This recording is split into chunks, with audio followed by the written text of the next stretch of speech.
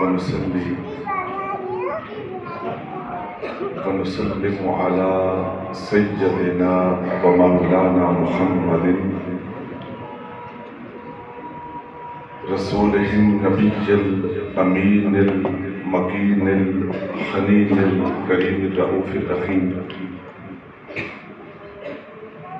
أما بعد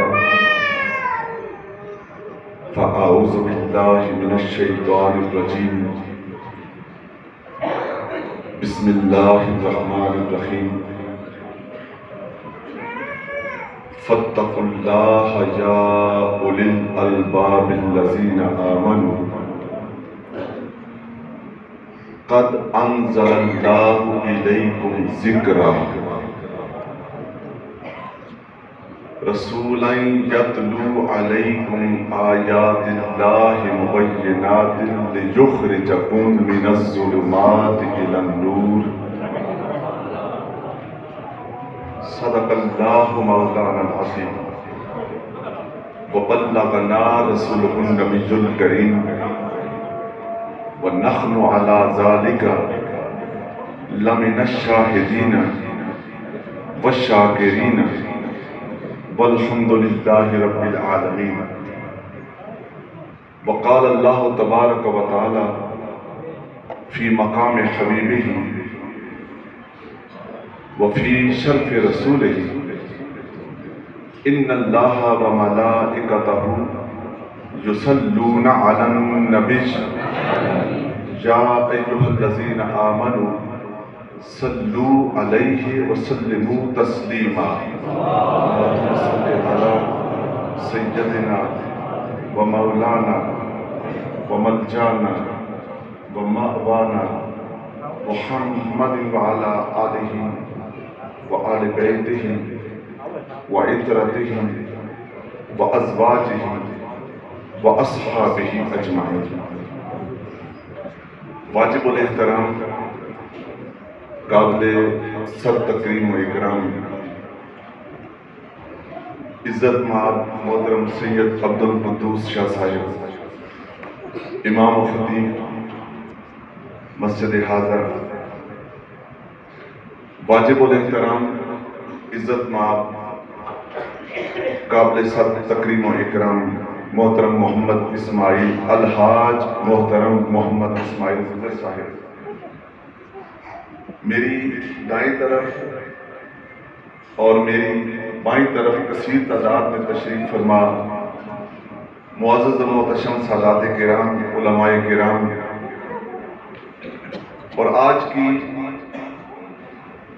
اس عظیم الشان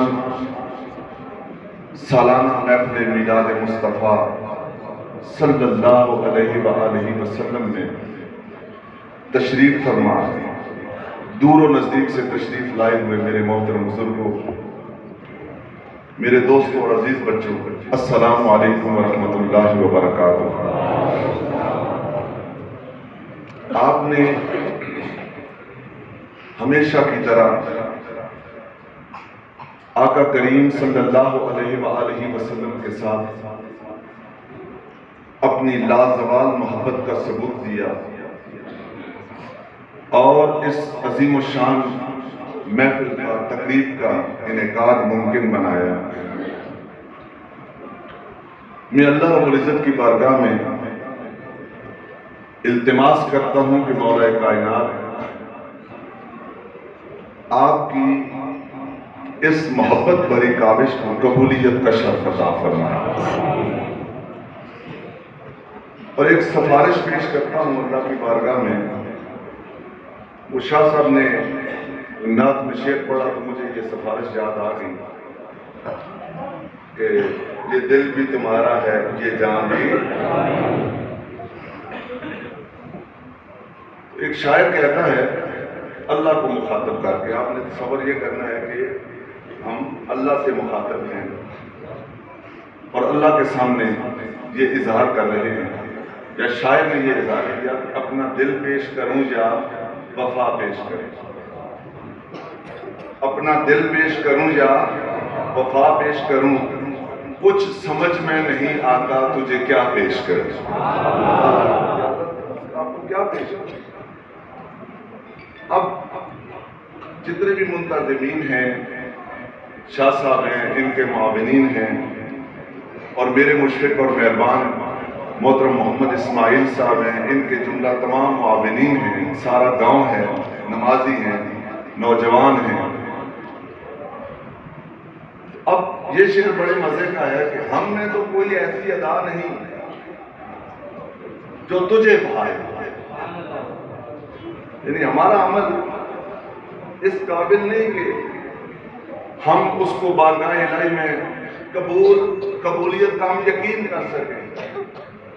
تقویٰ کے لحاظ سے، محبت کے لحاظ سے اس معیار پر نہیں ہے کہ قبولیت کا یقین ہو سکے، لیکن ایک سفارش کے ساتھ یقین کر سکتے ہیں کہ ہم میں کوئی ایسی ادا نہیں جو تجھ کو بھائے، کیوں نہ تجھے کوئی تیری ہی ادا پیش کر. ہم اللہ رب العزت کو اللہ کے حبیب کی ادا، یعنی اللہ کے حبیب کی ذات پیش کرتے ہیں، اللہ کے حبیب کا اسم مبارک پیش کرتے ہیں، اور وہ ذکر پیش کرتے ہیں جس ذکر کے متعلق اللہ نے خود فرما رکھا ہے وَرَفَعْنَا. مولا کریم وہ تو اپنے حبیب کا ذکر جو ہر گھڑی ہر لمحہ جس میں تو بلندیاں عطا فرما رہا ہے، تجھے اس ذکر مصطفیٰ کا واسطہ، تو ذکر مصطفیٰ کی محفل کو قبولیت کا شرف عطا. اور میں نے یعنی حضور آقا کریم کی ذات کو شیخ ہے نا اللہ کی ادا کہا، ادائے الہی کہا. تو کسی شاعر کے ساتھ ہی شیخ یاد آ گیا، پورا کہتا ہے، اور آپ کی توجہ چاہتا ہوں کہ یہ محفل کے آغاز میں آپ کے ایمان کو بڑھائے گا، اور جو گفتگو میں کرنا چاہتا ہوں اس گفتگو کو انشاءاللہ آپ ذوق کے ساتھ سن رکھیں گے کہ جب اللہ نے اپنے محبوب کی شکل و صورت، آپ کا چہرہ مبارک، آپ کا وجود مبارک بنایا ہوگا، سنوارا ہوگا، اور اس عالم کا ذرا تصور کریں، اور بس چشم عالم میں ذرا اس کا تصور لے کر آئیں کہ وہاں پر کیا منظر ہوا ہوگا. شاعر اس منظر کو اپنے الفاظ میں بیان کرتا ہے اور منظر کشی کرتا ہے کہ وہاں پر یہ ہوا ہوگا کہ بڑے مزے کا شعر ہے کہ کہہ اٹھا حسن کا جب سراپا مکمل ہوا، حسن کا جب سراپا مکمل ہوا، اپنے من میں مصور کو رشک آ گیا. تصویر اپنے محبوب کی اللہ نے سجائی تو حسن کا جب سراپا مکمل ہوا تو اپنے من میں مصور کو رشک آ گیا. کہہ اٹھا کبریا اے میرے مصطفیٰ، میں تو میں ہوں مگر تیری کیا بات ہے. بنانے والے کو جس ذات پر رشک آ گیا، ہم اس محبوب کریم کی ذکر کی محفل سجائے. تو مولا کریم تجھے تیرا محبوب، تیرے محبوب کا ذکر تجھے پیش کرتے ہیں کہ اس محفل پاک کو قبولیت کا شرف. سرنامہ کلام میں جو آیت مبارک تلاوت کی ہے، یہ 2 آیات کا کچھ حصہ ہے. سورۃ الطلاق کی آیت نمبر 10 اور 11 ہیں، یہ دونوں آیات کا درمیان میں سے کچھ حصہ ہے. ساری آیات نہیں پڑھ رہا. اللہ رب العزت نے ارشاد فرمایا، توجہ چاہتا ہوں، گفتگو شروع ہو جاتی ہے. قد انزل اللہ فاتقوا اللہ یا اولی الالباب الذین آمنوا. اے اہل عقل ایمان والو، اے عقل و دانش اور فہم و فراست رکھنے والے ایمان والو، اللہ کا تقوی اختیار کیے رکھو، اللہ سے ڈرتے رہو. یوں ہی اس کا تقوی، اس کی محبت، اس کا عشق اپنے دل میں بسائے رکھو. اور ہوش کرو اور اس طرف دھیان کرو. اور تمہارے تقویٰ کی علامتوں میں سے ایک علامت یہ ہے کہ تم یہ دھیان رکھو قد انزل اللہ الیکم ذکرا، کہ اللہ نے تمہاری طرف اپنا ایک ذکر نازل فرمایا. اس کا دھیان رکھنا کہ اللہ نے ذکر نازل کیا ہے. اللہ نے شروع میں حکم کس کا دیا؟ فاتقوا اللہ. دھیان رکھنا، احتیاط کرنا، محتاط رہنا. ذرا ادھر بھی دھیان رکھنا کہ قد انزل اللہ الیکم ذکرا، کہ اللہ نے تمہاری طرف اپنا ذکر کیا کیا ہے؟ نازل. اب قرآن کی ایک شان ہے بڑے مزے کی، وہ علماء کے لیے بھی بیان کروں گا اور آپ بھی سمجھ جائیں گے انشاءاللہ، کہ قرآن کبھی کبھی اپنے الفاظ کی خود تشریح کرتا ہے تاکہ سننے پڑھنے والوں کا دھیان کسی اور طرف نہ جائے. اللہ اسپیسیفک مخصوص کا کہتا ہے اور اللہ اپنے قرآن کے الفاظ کو متعین معنی میں، بالکل متعین معنی میں مخصوص کر دیتا ہے تاکہ دھیان کسی اور طرف نہ جائے. اس آیت میں بھی یہ ہوا کہ اللہ فرما رہا ہے ہم نے تمہاری طرف اپنا ذکر نازل کیا. مولا تو خود بتا کہ تیرا ذکر کیا ہے. تیرا ذکر قرآن ہے، تیرا ذکر تیرا نام نامی اس میں گرامی ہے، تیرا ذکر تیرے صفاتی نام ہے، تیرا ذکر توبہ استغفار ہے، تیرا ذکر تیرے حبیب کا درود پاک ہے. مولا کریم کس ذکر کی بات ہو رہی ہے؟ اللہ لفظ ذکر کی خود تشریح کرتا ہے. رسولاً، وہ ذکر کوئی اور نہیں، وہ آمنہ کا لال میرا رسول ہے. رسولاً یتلو علیکم آیات اللہ مبینات، جو تمہارے اوپر میری آیات کو، روشن آیات کو تلاوت کرتا ہے، میرا وہ رسول ہے. اچھا، اس معنی کی ایک اور آیت تلاوت کرتا ہوں تاکہ آپ کا ذوق اور بڑھ جائے. بالکل اس سے ملتی جلتی، جہاں قرآن اپنے الفاظ کی خود تشریح کرتی ہے. سورۃ البینہ پہ جاتے ہیں، اللہ فرماتا ہے لم یکن الذین کفروا من اہل الکتاب والمشرکین منفکین حتی تأتیہم البینہ.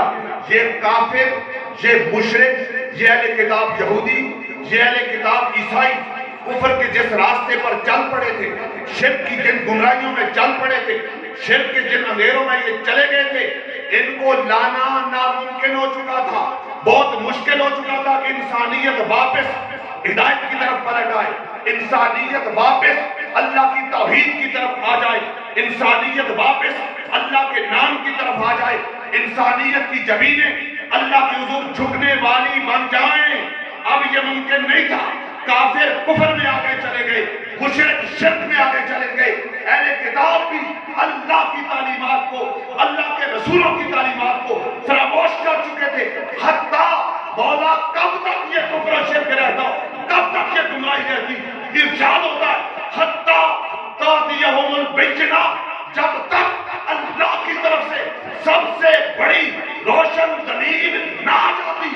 مولا اب بینہ خود فرما کہ بینہ کیا ہے. ہم اس کائنات میں کس کو دیکھیں جو بینہ کا مصداق ہے؟ اللہ فرماتا ہے رسول من اللہ، وہ کوئی اور نہیں، وہ بینہ میرا رسول ہے.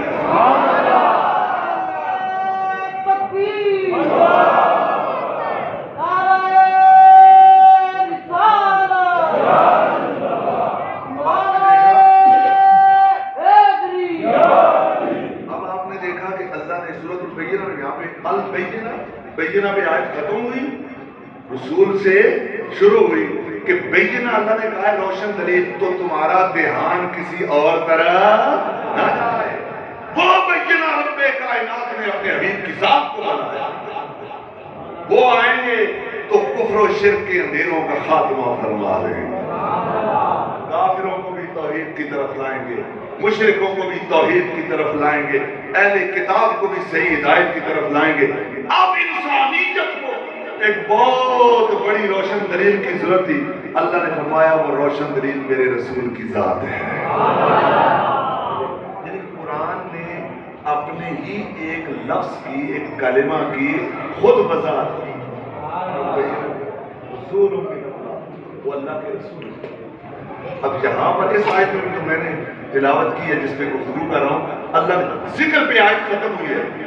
सूरत तलाक की 10 नंबर आयत जिक्र पे खत्म हुई। रसूलन यतलू अलैकुम आयातिल्लाहि मुबय्यिनात, रसूल से शुरू हुई, रसूल से तवज्जो करें जरा। अब उलमाए किराम इन दोनों लफ्ज़ों की वजाहत करते हैं, जिक्र की भी वजाहत करते हैं कि इससे क्या मुराद है, और रसूलन हुजूर नबी करीम सल्लल्लाहु अलैहि वसल्लम को फरमाया गया, इसमें कोई शक व शुबा नहीं, सारे इस पर मुत्तफिक। अब जिक्र की बात है कि जिक्र से क्या मुराद। बाज़ उलमा कहते हैं मुफस्सिरीन किराम के जिक्र से मुराद है क़द अंज़लल्लाहु इलैकुम ज़िक्रा, कि अल्लाह ने तुम्हारी तरफ, जिक्र से मुराद कुरान है, यानी अल्लाह ने तुम्हारी तरफ अपना कुरान नाजिल फरमाया है। जिक्र से मुराद कुरान। अब सुनिए, रसूलन से मुराद रसूल करीम की जात है। अब अगर ये दो अलग अलग भी हैं, मैं तो अलग अलग नहीं कहता, मगर पहचान के लिए से बात कर रहा हूं, पहचान के लिए कि अगर जिक्र से मुराद हम कुरान लें और रसूल करीम सल्लल्लाहु अलैहि वसल्लम से मुराद साहिब कुरान आपकी जात मुबारका लें, तो पीछे फेल एक ही है, क़द अंज़लल्लाहु, यानी अल्लाह ने नाजिल किया। जिक्र कुरान को भी नाजिल किया, रसूलन मुस्तफा को भी नाजिल किया, नाजिल किया, अल्लाह ने नाजिल किया, दोनों को नाजिल किया। अब दूसरा माना सुनिए, दूसरा माना यह है कि बाज़ उलमा ने कहा कि जिक्र से मुराद कुरान, रसूल करीम सल्लल्लाहु अलैहि वसल्लम, रसूलन से मुराद आपकी ज़ात मुबारक, और वो फरमाते हैं कि यहाँ जिक्र और रसूल इन दोनों अल्फाज का मतलब एक ही है, जुदा जुदा नहीं है। एक अरबी ग्रामर में, और अरबी ग्रामर की बात आ रही, उलमा बैठे, एक अरबी ग्रामर में एक होता है बदल, एक होता है मुबदल मिन हो, जिससे वो बदल हो। ये उलमा कहते हैं कि जिक्रन मुबदल मिन हो है। अब कुरान खुद इसका बदल देता है कि वो जिक्र कौन है, तो कुरान कहता है कि जिक्र, जिक्र से मुराद अल्लाह के हबीब की जात मुबारका है। वो कहते हैं कुरान नहीं, जिक्र से मुराद भी रसूल है और रसूलन से मुराद भी रसूल है।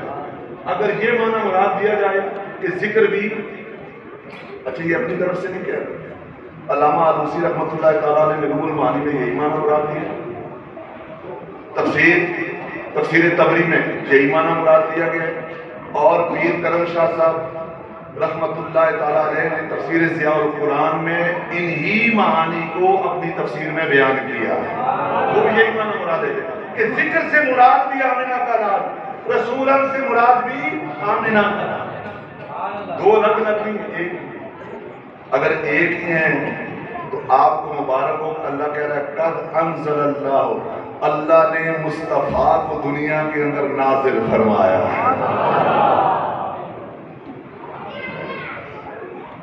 आगे बात करता हूँ, बड़ी दिलचस्प बात है, लेकिन मैं इस नुक्ते को जरा एक जगह पे निचोड़ के ले। अल्लामा गुलाम रसूल सईदी रहमतुल्लाह तआला ने तफसीर तिबयानुल कुरान के अंदर इन सारे मानी का निचोड़ निकालते हैं, और निचोड़ कर निकाल के कहते हैं, मैं कहता हूँ या मेरे नजदीक माना ये है, वो कहते हैं जिक्र से मुराद है नसीहत। सारे वो जिक्र से क्या मुराद है, और रसूलन से मुराद आका की जात है।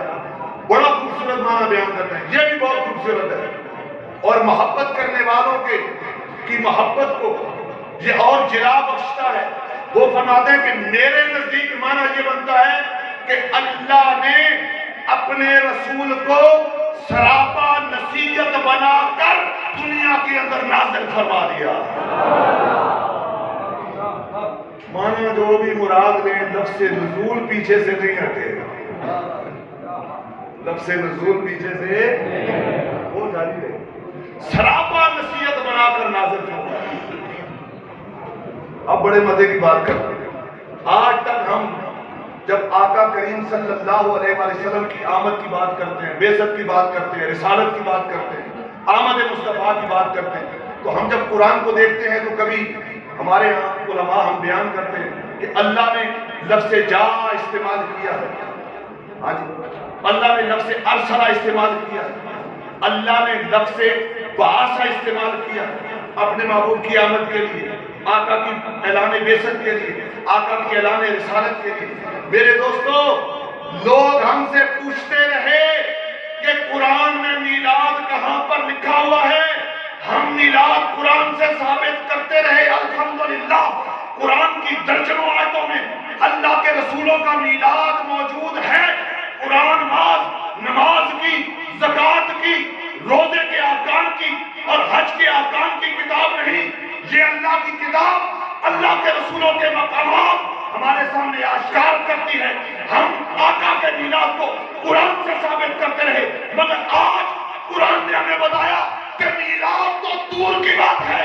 اللہ کہہ رہا ہے قد انزل اللہ الیکم ذکر الرسول، اللہ نے آمنہ کے لال کو 12 ربیع الاول کو اس دنیا کے اندر نازل فرمایا ہے۔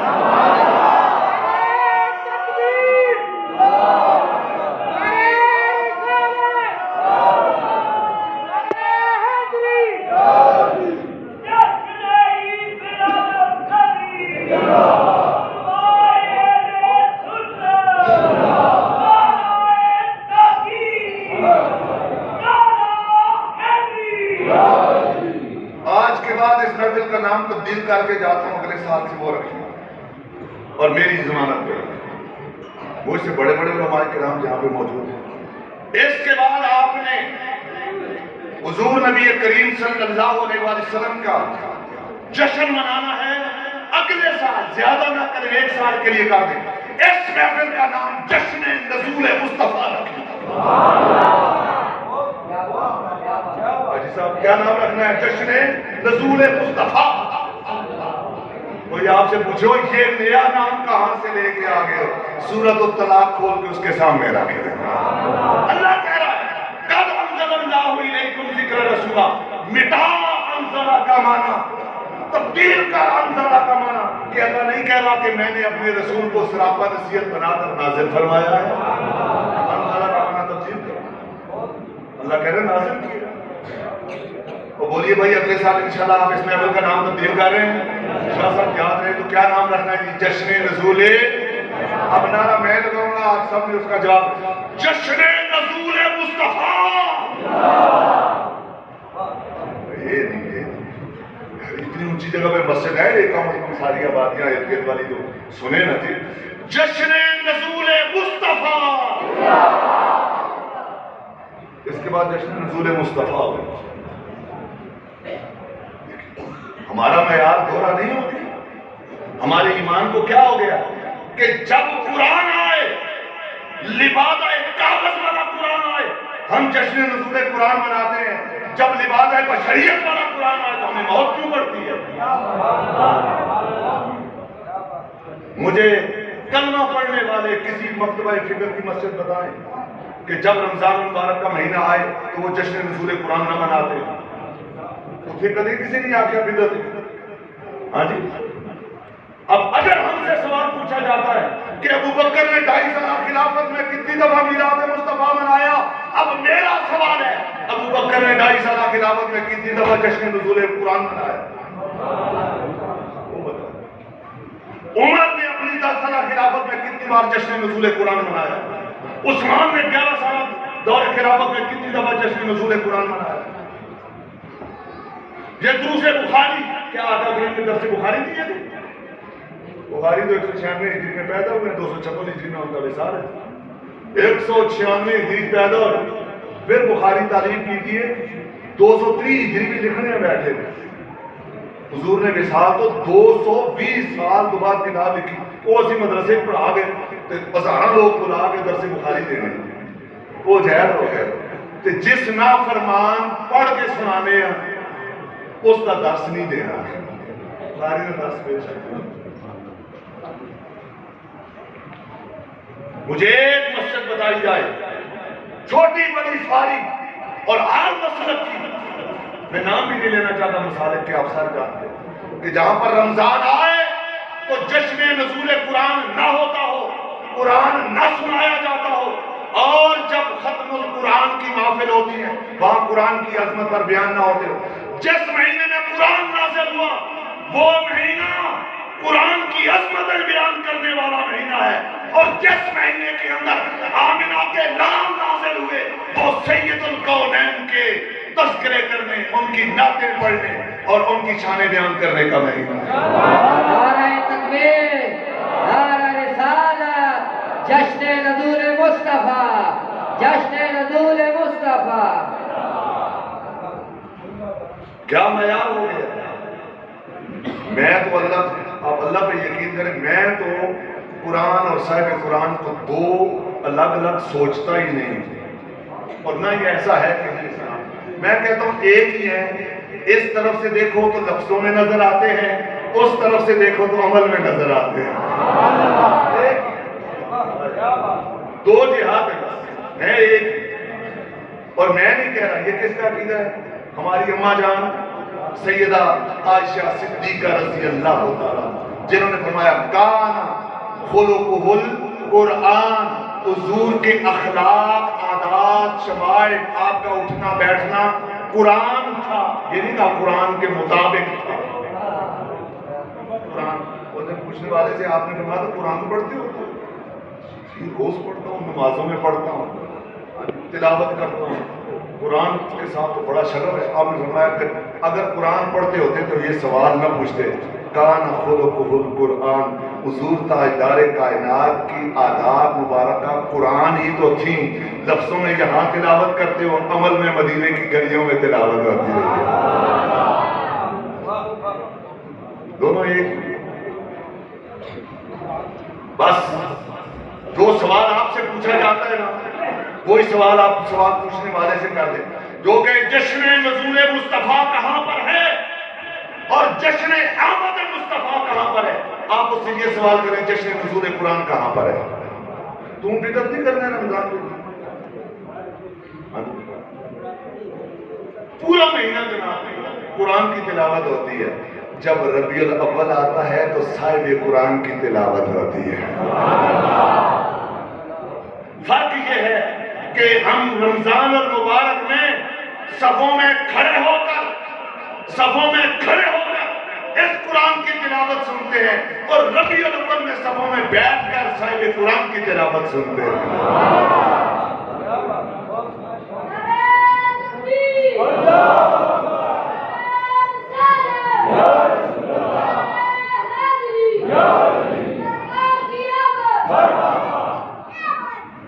یہ جو جملہ میں نے بولا تھا نا کہ دونوں کو الگ سمجھتا ہی نہیں ہوں.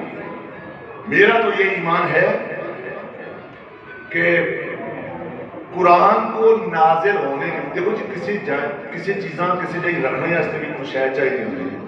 اب یہ پھول رکھے ہوئے ہیں، ان کو رکھنے کے لیے نیچے کوئی ٹیبل چاہیے. مثلا آپ نے ٹیبل پہ رکھنا تو پہلے ٹیبل چاہیے پھر پھول چاہیے. میں نے بیٹھنا ہے کرسی پر تو کرسی پہلے لائی گئی اور پھر مجھے اس پر بٹھایا گیا. جب میں پہلے آتا تو میں انتظار کرتا کہ کرسی لائی جائے. سمجھ رہے ہیں کہ نہیں؟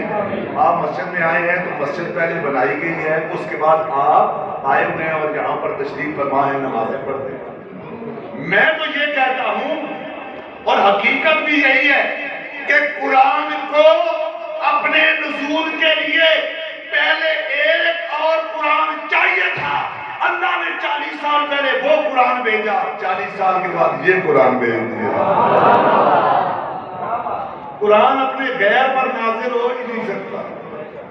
سارے بولے قرآن اپنے غیر پر نازل. قرآن کو نزول کے لیے بھی ایک قرآن ہی چاہیے. قرآن نور ہے تو اس کو نزول کے لیے بھی نور چاہیے. غیر نور پر قرآن نازل. خود اللہ کہتا ہے لو انزلنا هذا القرآن على جبل لرأيته خاشعا متصدعا من خشیت اللہ. یہ پہاڑ الحمدللہ ہم تو پہاڑی علاقوں کے رہنے والے ہیں، ہم سے پہاڑ چھپے ہوئے تھوڑے ہی. دنیا بھر کے پہاڑوں کا ذرا اندازہ کریں. وہ ٹیکسیاں پہاڑیاں میں نکل رہے ہیں جناب تو کرش مشینیں لگی ہوئی ہیں. وہ پہاڑیاں نکل رہی ہیں، ٹھیلیاں بھی ختم نہیں ہوئی ہیں.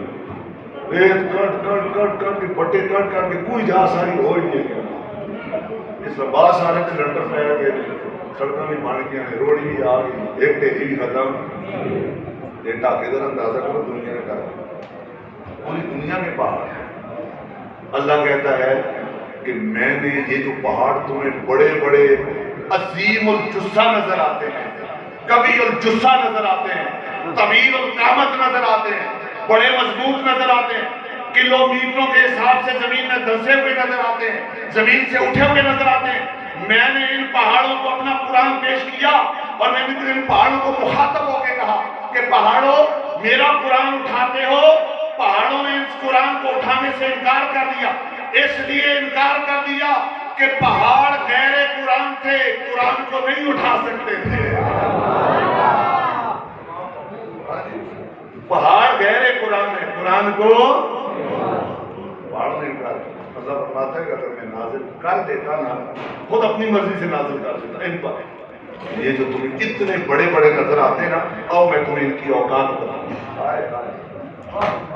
ان کی کیا بتاؤں؟ اوقات بتاؤں. جو دیکھنے میں تمہیں اتنے مضبوط نظر آتے ہیں، ارے یہ اتنے حقیر ہیں کہ میں نے اپنا کلام ان کو پیش کیا. تو اگر میں ان پر نازل کر دیتا تو ان کی حالت یہ ہوتی ہے کہ یہ اللہ کی خوف اور خشیت سے ریزہ ریزہ ہو جاتے، پاش پاش ہو جاتے، ان کا نام و نشان مٹ جاتا. یہ ان کی اوقات ہے. آؤ اب تمہیں قلب مصطفیٰ کا مقام بتا دوں. قلب مصطفیٰ، میں نے کہا نا کہ قرآن کو نزول کے لیے پہلے قرآن چاہیے جس پہ وہ نازل ہوگا. نور کو نزول کے لیے ایک نور چاہیے جس پر وہ نازل ہوگا. نور اپنے غیر پر نازل نہیں ہوگا. نور کیوں جل گیا تھا؟ نور کیوں جل گیا تھا؟ اللہ کے نور کی تجلی آئی. طور غیر نور تھا، جل کے کیا ہو گیا؟ اور یہ سارا نور ہے. کیا قرآن کو کوئی نور کی تجلی شاہ صاحب کہتا ہے؟ یہ نور کی تجلی ہے جو 70,000 پردوں سے چھن کے آئی ہے. ہم کہتے ہیں اس الحمد کا الف بھی نور ہے، والناس کا سین بھی، اور سارا کلام نور ہے. نور کو نزول کے لیے نور چاہیے.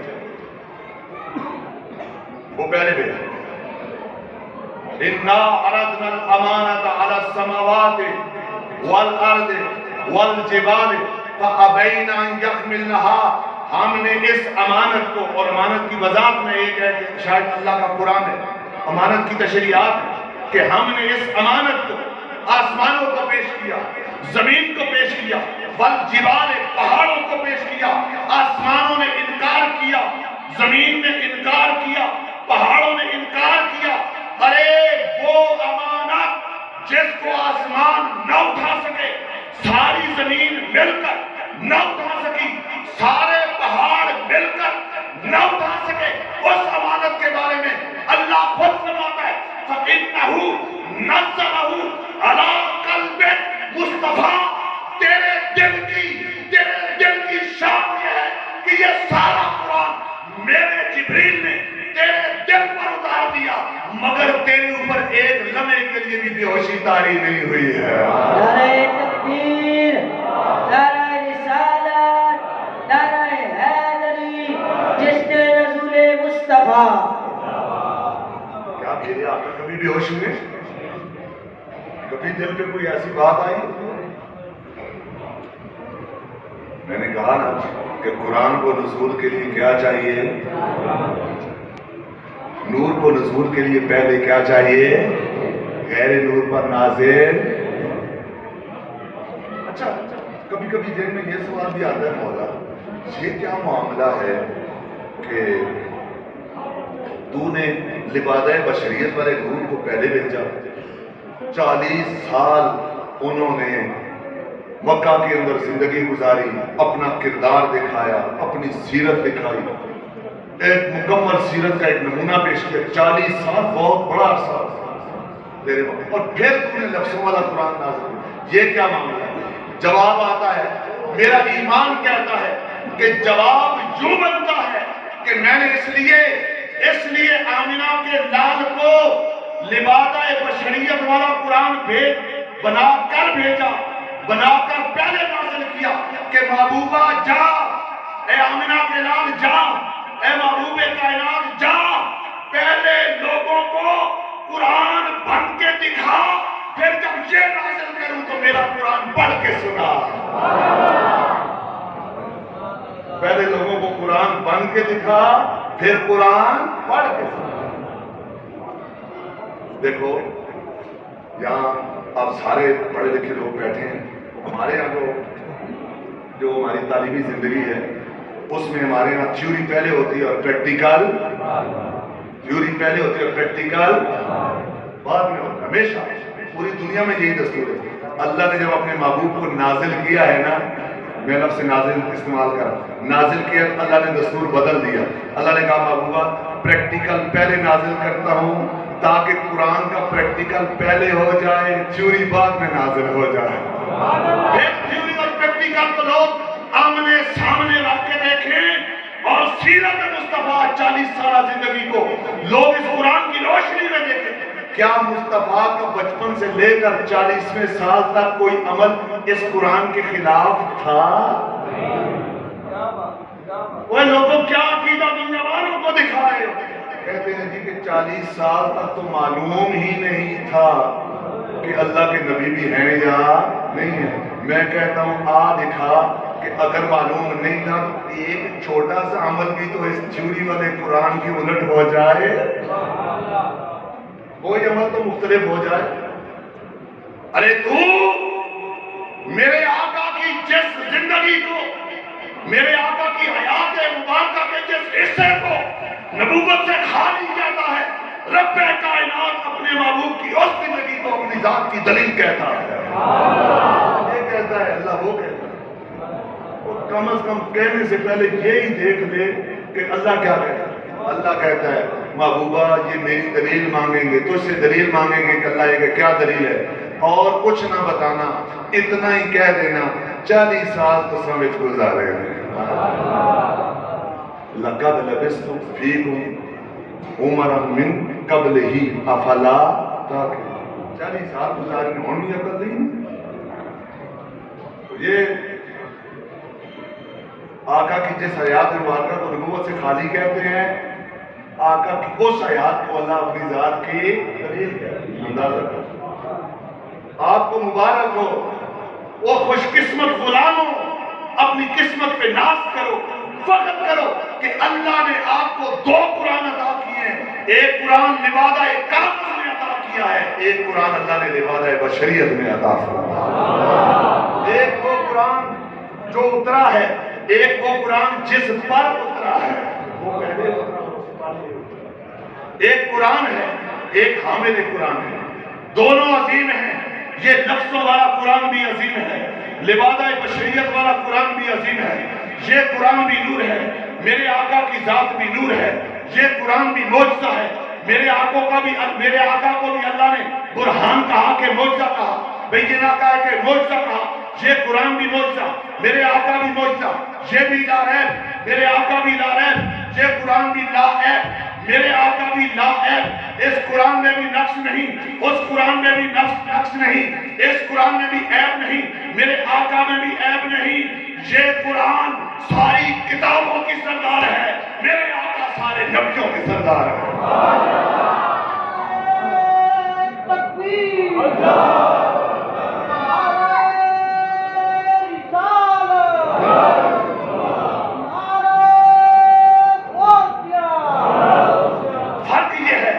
یہ قرآن ٹھہرا ہوا ہے، میرے آقا متحرک ہے، یہ قرآن صامت ہے، میرے آقا بولتے ہیں، یہ قرآن لفظ ہے، میرے آقا تشریح ہے، یہ قرآن کنایہ ہے، میرے آقا تشریح ہے، یہ قرآن لفظوں میں، میرے آقا عمل میں، یہ قرآن، اس قرآن کی سطریں کالی، اس قرآن کی زلفیں کالی، یہ قرآن اپنے پڑھنے والے کو قاری بناتا ہے، چہرہ بددعا اپنے پڑھنے والے کو سیاہ بھی بناتا ہے۔ نعرہ تکبیر، نعرہ رسالت، نعرہ حیدری، نعرہ غوثیہ، جشن رسول مصطفیٰ۔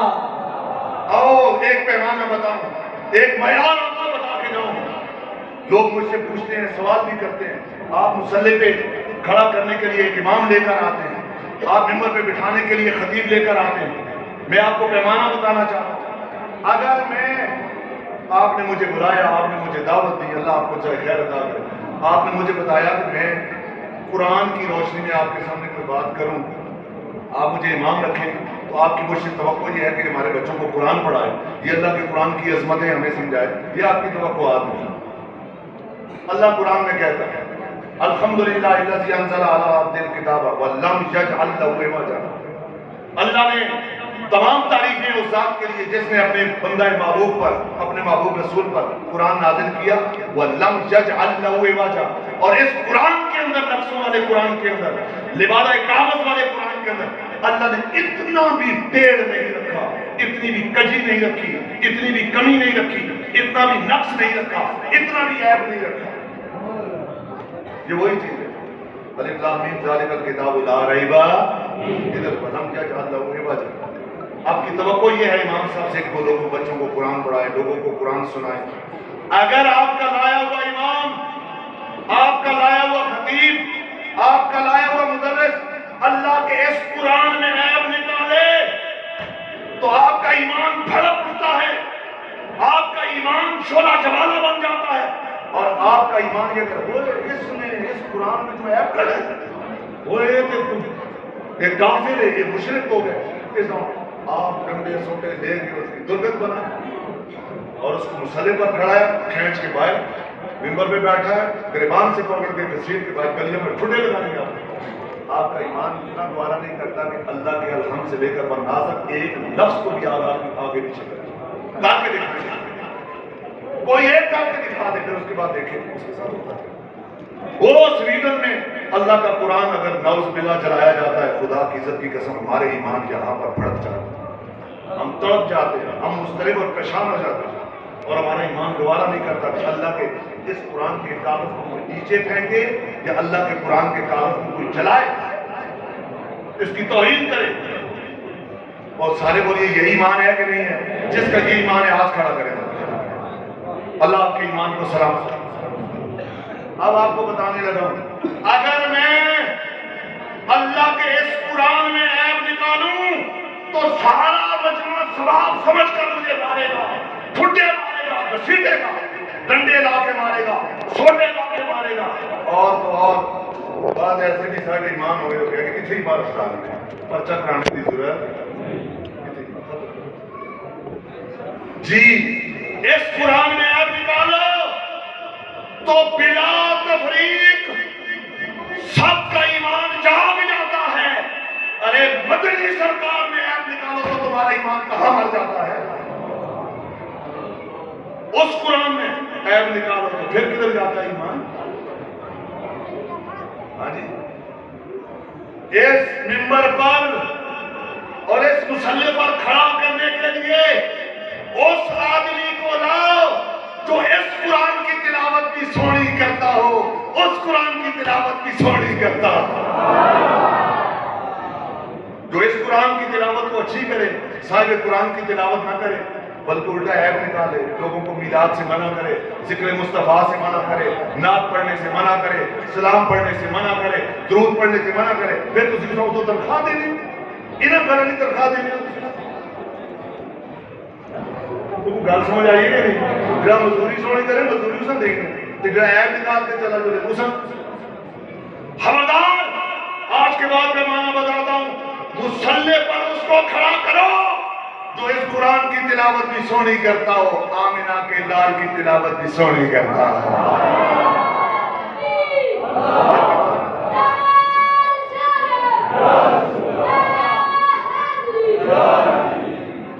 اس مدرسے میں بچے کو بھیجو جس مدرسے میں دونوں قرآنوں کی عظمتیں سمجھائی جاتی ہوں، لفظوں والا قرآن بھی پڑھایا جاتا ہو، عمل والا قرآن بھی، اس کی نعتیں بھی پڑھائی جاتی ہیں، درود السلام بھی وہاں پر پڑھایا جاتا ہے۔ ان مسجدوں پر خرچ کرو، پیغامیہ جو ہے ان مسجدوں پر خرچ کرو جن مساجد کے اندر اللہ کے اس قرآن کی آواز بھی بلند ہوتی ہے، اللہ کے اس قرآن کی آواز بھی، ان مساجد کے اوپر خرچ کرو۔ یہ آپ کی مسجد میں دیکھ رہا ہوں زیر تعمیر ہے، تو آج آپ کو پتا چل گیا نا کہاں خرچ کرنا ہے.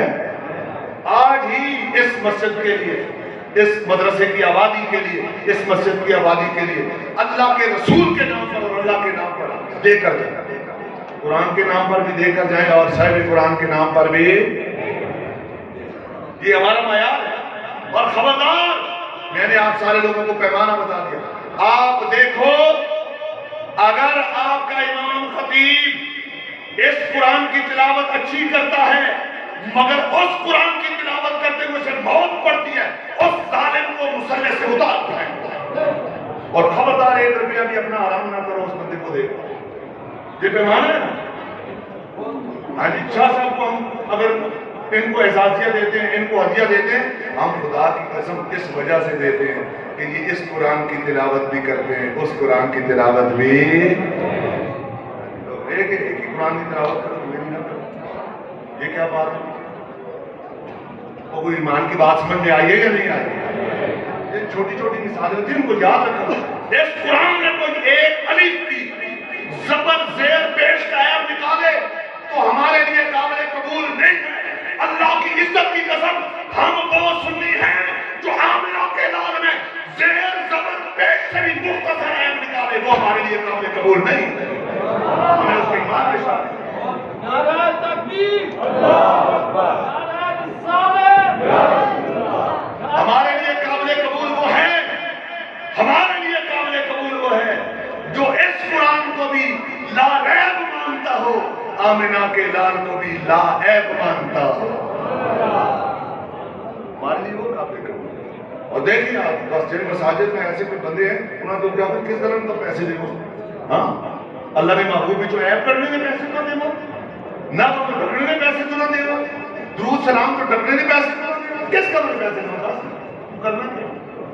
ہاں جی, جن کے مسلح پر کھڑے ہوتے ان کا عیب نکالتے, شرم نہیں آتی.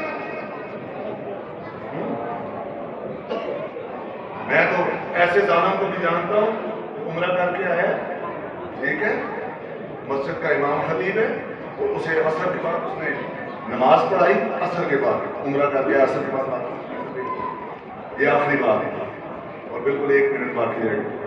اور وہ پڑھ کے آیا جناب, عمرہ کر کے آیا تو عصر کے بعد نماز پڑھائی, بیٹھ گیا مسجد میں. تو مقتدیوں نے پوچھنا شروع کر دیا, سنائیں تھی آپ کا سفر کیسا رہا, عمرہ کیسا رہا. یہ کرتے کرتے کرتے رہتے باتوں باتوں میں مغرب کے قریب کا وقت ہوگا. ایک مقتدی سے پوچھ رہے ہیں جناب کوئی ہمیں مدینہ شریف کی بات بھی سنا دیں, آقا کے روزہ مبارک کی کوئی بات بھی سنا دیں. تو منہ بڑھا کے بغیر اللہ نے عمرہ مکے میں تو نہیں, مدینے میں تو نہیں. وہ اپنوں سے پوچھنے حیرت نال کہ تسی مدینے گئے ہی نہیں جناب. آنے گیا, اگر گئے تو کتنے نہیں گئے, رسول کریم نے روزہ مبارک تو نہیں گئے. خدا کی قسم, ہم تو یہ کہتے ہیں کہ جو بھی کعبے میں گئے اور مدینے نہ گئے, ہمارا یہ ایمان ہے. سمجھو گے انہیں سرکار نے بلایا. خدا کی قسم تو یہ کہتا ہے میں نہیں گیا, میں یہ کہتا ہوں کہ رسول کریم نے فرمایا یہ گستاخ میرے روزے پر نہ آئے.